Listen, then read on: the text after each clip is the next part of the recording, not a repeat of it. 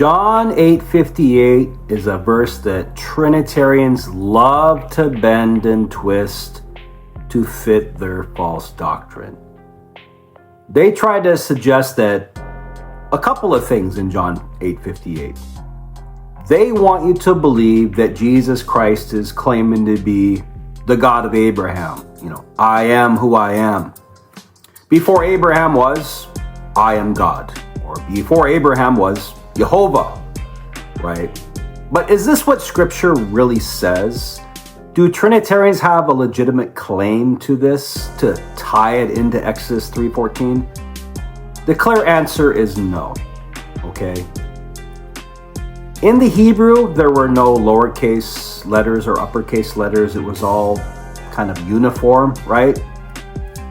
And in the Greek, there were no lowercase letters in the manuscripts. Everything was uppercase. So when you read the King James translation of Exodus 3:14, you will see it say, I am who I am, right? I am who I am. And it's in all uppercase because they maintain the capitalization, of course, of God's name in the King James, right? But when you read the statement of Christ in John 8:58, an interesting thing happens. They make it lowercase. So either they made a super blunder, which I kind of doubt because other translations are a lowercase also, or they had no idea that they were trying to draw a parallel between John 8:58 and Exodus 3:14. And besides, Jesus just says, I am. He doesn't say the counterpart of the Hebrew, which would be ego eimi on, which would be I am who I am. He just says, I am. So what is Christ actually saying in John 8:58? Obviously, he's not claiming to be the I am because it's a tiny little case. This is significant.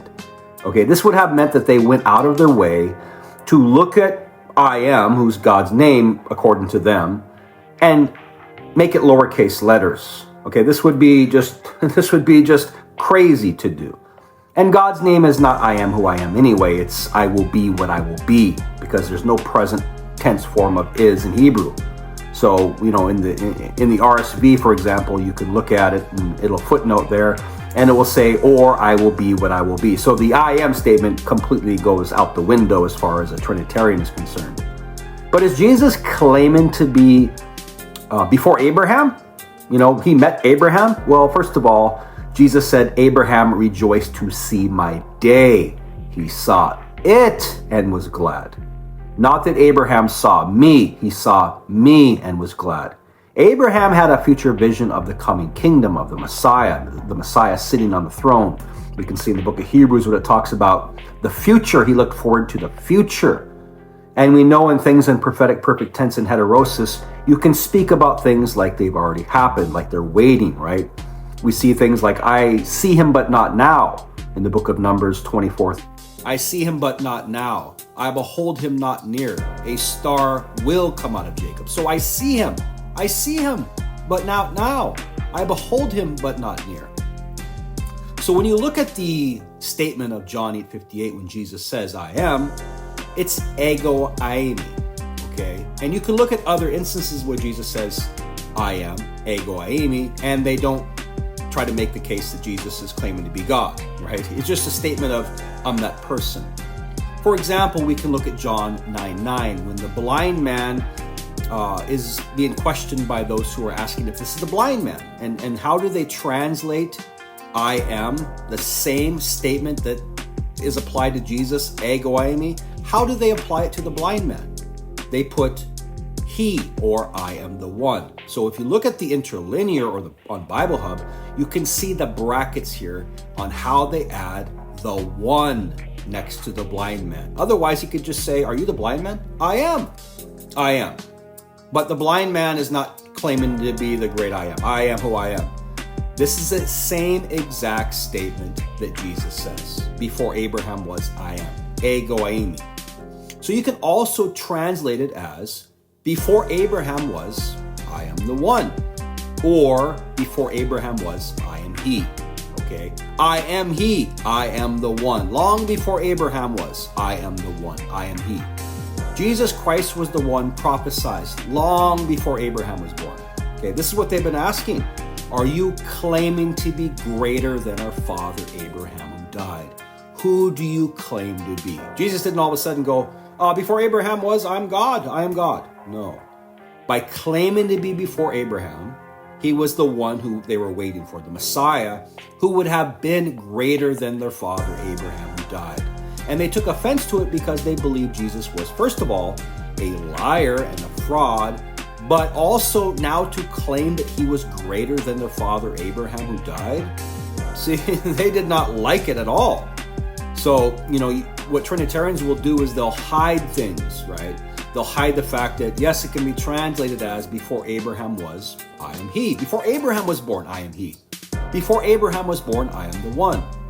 And translations going from one language to another can sound weird. It's not English, right? So the verbs are in different places. Like I could say in Russia, I'm hungry, and they would say, hungry I am. See, the verbs are in different places. It just sounds weird because it's a completely different language and culture.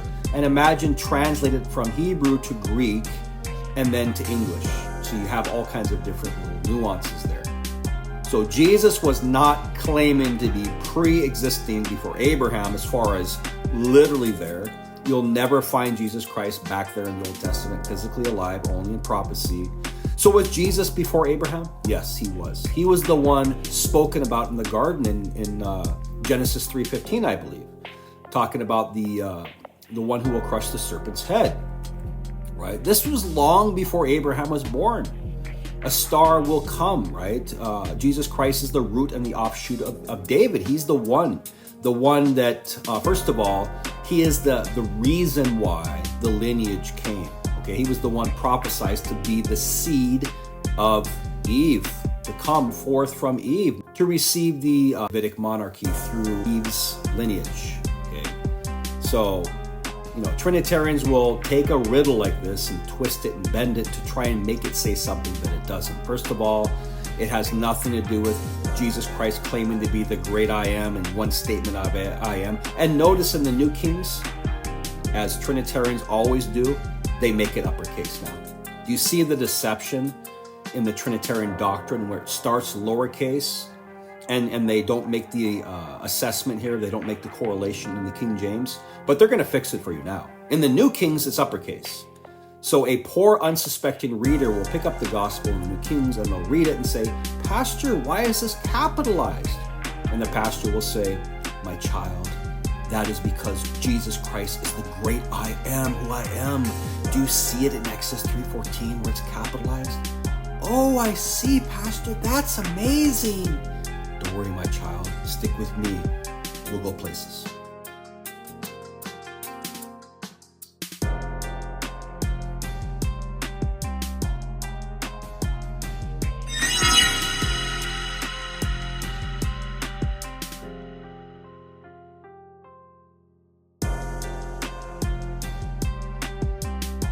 Oh, what a tangled web we weave when fast we practice to deceive.